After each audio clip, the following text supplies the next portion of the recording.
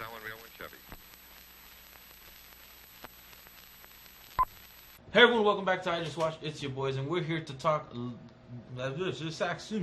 Easy for him to say. You don't speak Russian? Hey everyone, welcome back to IJustWatched. It's your boys, and we're here to talk Batman: The Long Halloween Part 2. And if you haven't seen Part 1 review, go check it out. I'll put a link right here. But that being said, let's discuss Long Halloween Part 2. However, I gotta hit you with the usual, which is hopefully you like this video enough to smash that like button, click the subscribe to stay tuned and see more of our shenanigans, and feel free to hit that little bell to get notified when they drop. Now we can discuss Long Halloween Part 2. We truly enjoyed, and I'm speaking for both of us, we truly enjoyed Part 1. Part 1 was actually really good. It was pretty spot on to the book that it's based off of. And tweaks here and there, but yeah, like tiny much. stuff, Yeah. you know, nothing crazy. Like in the first one, like I said, I think the biggest change was the fact that they cut out the wedding scene. The whole wedding. Well, the wedding was there. Yeah, it just we didn't see it. We didn't see it because in the book, like he dances with Selena and all that shit. So I felt like that was the biggest alteration. But other than that, I thought it was great. However, jumping into Part 2, I expected Part 2 because I know the story to be a little bit crazy, a little more intense. And we said that. Mm-hmm. We were like, dude, if you ain't, like it's gonna hit hard. Like you ain't ready for Part 2. Mm-hmm. Part 2 is gonna, if this was a punch in the face, Part 1, Part 2's knocking you in your ass. Yep. But that didn't happen at all. Like it had the same slow release. Like it felt like it never hit. Like they were jogging and they never went for the run. Sadly, because I liked everything about it. Kind of like Once Upon a Time in Hollywood. Yep. Exactly. And like, what the? Yeah. No, and it's like, what? This is. What are we building? Oh shit! Over. Wait a minute. I just got into it. I want my money back. Yeah, for real. But no, like, I don't know. Like, for one, I'm definitely disappointed because the first part set it up very nicely, and it was off to a great start. Yeah, without a doubt. So animated beautifully. Yeah, like I was all in. I was excited. We were complimenting it. We're like, yo, this is gonna be great because if it's anything like Part 1, it should be dope. But the way it was like Part 1 wasn't the worst way it could have been like Part 1. If that makes sense. It's one of those where like, whatever you do, don't do this. Yeah, and then that's exactly what they did. And then, like I said, like they started changing more, which I don't understand why. It's, for one, especially in animated films, why you decide to change so much to begin with. Calendar Man was cool.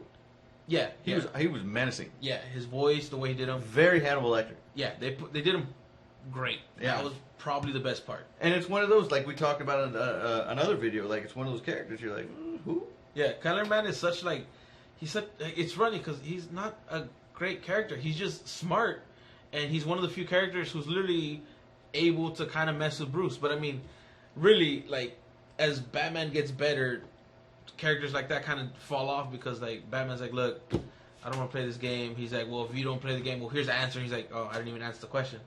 You're like, yeah, like let's move it along. I got better things to do. And Calendar Man's like, damn, bro, you can't do me like that. It was sad. Like it made me sad. Like I was excited because this is one of those stories that gives you the birth of Two-Face. Yes, iconic character. It also is a story where you start to see the change where Batman is becoming, like where Bruce is becoming Batman, because it's no longer about like these mobsters and crime bosses. It's starting to get into these over the top crazy rogue gallery. Yeah, the rogues. That is, Two-Face, Scarecrow, Joker, Solomon Grundy. Like, just you're starting to get into like these monsters, and it was like this transition for the character, and at the same time we get to see how like he has to step up to be the Batman we know now, where it's like, what's the answer to any question? It's like, well, I'm Batman, which means he's already ready. Yeah. For anything. Here he wasn't, clearly, but I like the transition. But this story being so pivotal to that transition, and it fell short, made me sad. Yeah, because we're getting to the point where it's Batman, where he's like, so this ring works off of your emotions? Yeah, he's just like, what? How'd you take it off? Like, you'll never get it back, not unless I want it. Unless I want it, yeah. I mean, then that's the Bat, I mean, freaking, Superman's the most dangerous man ever. Yeah. It's Bruce Wayne. Yeah. And in the galaxy, man. In the galaxy, I mean, and it's a normal, well, not normal. No, he's definitely not normal. Yeah, but, yes, he's technically human. He's technically, but he's just mentally not. Yeah. Like, and, I mean, even Amanda Waller classifies him as meta.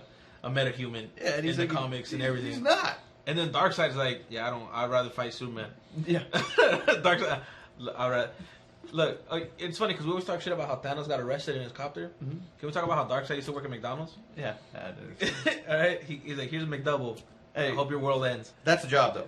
And he was making money. That's him trying to get. Right? He's trying to get back to Apocalypse. But I mean, yeah, like he was like, hey, Darkseid, who do you want to fight, Batman or the Kryptonian? I'll take the Kryptonian. I'll take the Kryptonian and his cousin. And the dude with the green ring. Yeah, I'll take all three same time. With that weird psychopath in a bat suit? No, I don't like him at all. No, he scares me. Terrifying. All right, he's dodging Omega beams and shit. Yeah, I mean, and this movie, you know, like we said, we were expecting greatness. We were expecting the Dark Knight Return Part 2. Mm-hmm. You know what I'm saying? We were expecting Flashpoint. We were expecting, you know, like all these great DC animated films.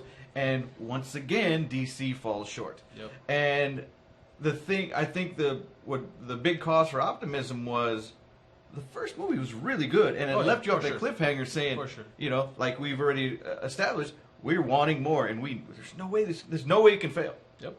And it kind of did. Like, Spoilers. Oh yeah, I mean yeah. Spoiler warning. Ha ha ha ha ha ha ha. The Sun.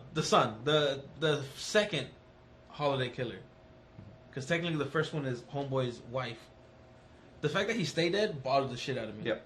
He is supposed to come back heavy, big time. Like he planned his own death to make himself not look guilty. Yeah. The fact that he stayed dead, I was like I was waiting for him to come back the whole goddamn time. And you're like, where's the dude at? Yeah, I was like, why isn't he coming back yet? I swear to God, Joseph was. Yeah, no, he's coming back. No, he's coming back. I had the book out and I had to reread it. I literally reread my trade. I was like, no, hold up. I'm missing something. Yeah, he does come back. I was right. You know what I'm saying? Like, yeah, I was like, hold up. The way they tell us that his wife was the original one was also shitty. Like, that's not like it happens in why? And they stopped short of like writing it on the top of the screen saying the wife did it. Yes, I mean it was so heavy-handed. Like, why, bro? Yeah, like you know, people that never read the book was like, oh, it's the wife. Exactly. Like, and you're like, yeah, but that's not the point here. Yeah. Her reasoning was because she wanted Harvey home more with her weird ass mentality. We find out that it was 3 holiday killers, and the last one was Harvey, and it was really not even a holiday. He was just two-faced at that goddamn point. Yeah, but still, like, and I don't know. It was another lackluster, and like you said, like because the first one was like here, you know, bet it just hold that momentum, and it's like a deep dive. Part 2 was so bad they could have called it Hush. God, that was so bad too. That one. Oh my God! Again, changes with the Riddler. Just, or it was so bad they could have called it. It was gross. They could have called it what? Oh, the fucking joke that doesn't kill anything because it's trash. Those are 3 of some of the most iconic stories ever told. Terrible. And all 3 got ruined via animation. Again, it's an animated film. Why do you feel the need to change so much when you can do anything? Anything. And let's utilize some batarangs here, people. Batarangs that look like bats that shouldn't rang. They should not rang at all. No, Long Halloween Part 2, it was alright. It was meh at best. At best. You know what makes it meh is the fact that the first part was good. If it was one full movie, it would be the terrible third act that we keep getting in live action. Basically, yeah. Exactly. Sadly. So, I mean, what's next for their animated films? What else are they going to fucking ruin? Who knows? From my childhood? I don't know. They need to just stop and go do something else. I mean, because, some of their, like Doom, was it Doom? You're talking about, like, the Tower of Babel? Tower of Babel, yeah. But that's, if we're talking about, like, their classic stuff, that's just amazing. Yeah. You know? And that's where they had Marvel beat. Yeah. That's when their animated stuff was winning, when you have Doom, Crisis on Two Earths. Like, everything pre-Flashpoint was the worst one. Pre-Flashpoint was like a 9 out of 10. Plus, it's arguably the best Batman story. I take it back. I don't want them to do any classic stories anymore. You want them to do nothing but just New 52? Well, New 52 is trash in general. So that's what I'm saying. No, I'd rather, if they're gonna do story, try some of the new ones and see if you can get that right. Because clearly, whatever happened after Flashpoint, y'all can't get any of the classic shit right. New 52 is so bad. New 52 is horrible. That's why all those movies are bad. It's all about the question, isn't it? Basically. Yeah. Oh, that's right. Because the big reveal, like the it came in parts, like the basically the poster. You find out that New 52 was caused by Dr. Manhattan, because Dr. Manhattan like reached in and changed shit, That's right. You see the finger, right? Yeah. Yeah.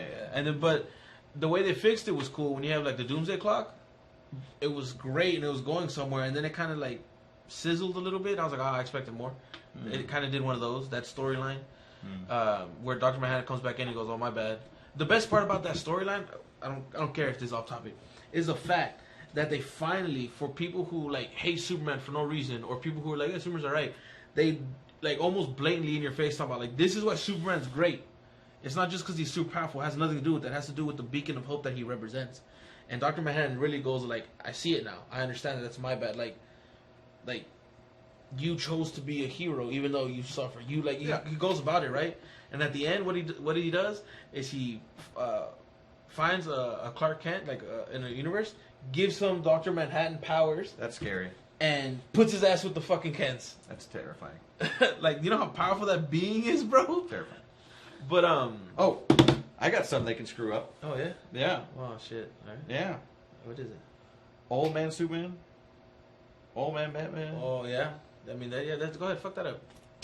Because like, you don't know, we were talking about Kingdom Come. Don't do that. Please don't do that. No. Don't ruin that. That's what I'm talking about. Kingdom Come. Hey, look. Hey, because if they want to screw up classics, Kingdom Come's right there. I know, man, but they like so good.